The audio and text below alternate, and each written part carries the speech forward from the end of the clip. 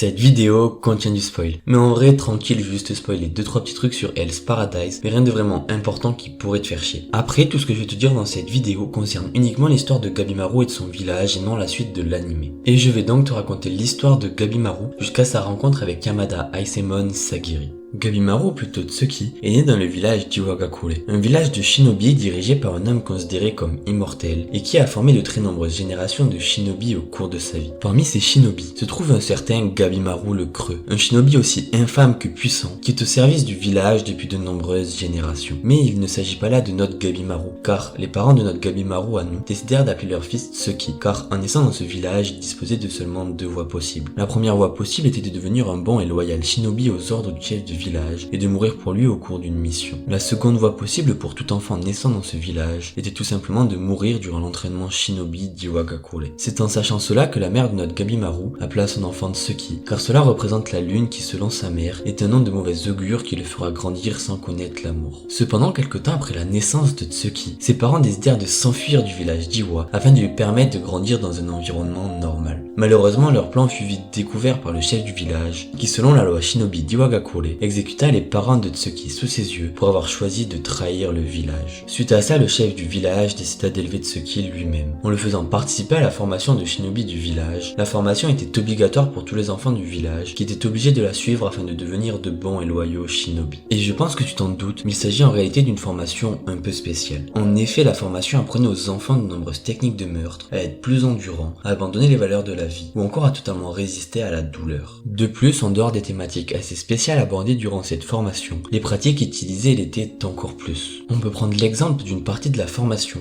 qui consistait à faire prendre aux enfants un médicament qui faisait stimuler la douleur. Ainsi, les enfants étaient forcés durant plus de 3 jours et 3 nuits à subir la terrible douleur provoquée par le médicament. Et selon un shinobi d'Iwa, moins d'un enfant sur 10 ressortait vivant de cette seule épreuve, ce qui nous laisse imaginer l'horreur de la formation du shinobi du village d'Iwa. Mais Tsuki va tout de même réussir à s'en sortir vivant et va même devenir un véritable shinobi du village d'Iwa. Mais il laissera cependant au passage une partie de son humanité et deviendra un enfant sans émotion au service du village qui ne se souciera même pas de sa propre vie et encore moins de celle des autres. De plus, Tsuki était considéré comme le meilleur shinobi de sa génération et fut ainsi choisi par le chef du village à devenir le prochain porteur du titre de Gabimaru le Creux. Car il se trouve que le légendaire ninja connu sous le nom de Gabimaru le Creux est en réalité le nom de code de l'actuel plus puissant shinobi du village d'Iwa. Un nom de code qui après 57 générations de Gabimaru était craint de tous. C'est ainsi que le village d'Iwa organisait une cérémonie de succession qui permet de faire passer le titre de l'actuel Gabimaru au suivant. Ce qui se retrouva alors dans un duel à mort avec l'actuel porteur du titre de Gabimaru. Et en réussissant à tuer son prédécesseur lors de la cérémonie, il parviendra à devenir le nouveau Gabimaru du village d'Iwagakure. Après avoir obtenu son nouveau titre, Tsuki passera de nombreuses années à accomplir de nombreuses missions pour son village, en apportant avec lui la mort et la désolation. Et un jour, le chef du village décida de donner une récompense à Gabimaru pour tous ses efforts fournis pour le village, sans se douter que cela le changerait à jamais. Il offrit la main d'une de ses 20 filles à Tsuki, en espérant secrètement avoir apparaître de nombreux mini-Gabimaru destinés à renforcer le village d'Iwagakure. Mais tout ne s'est pas passé comme prévu.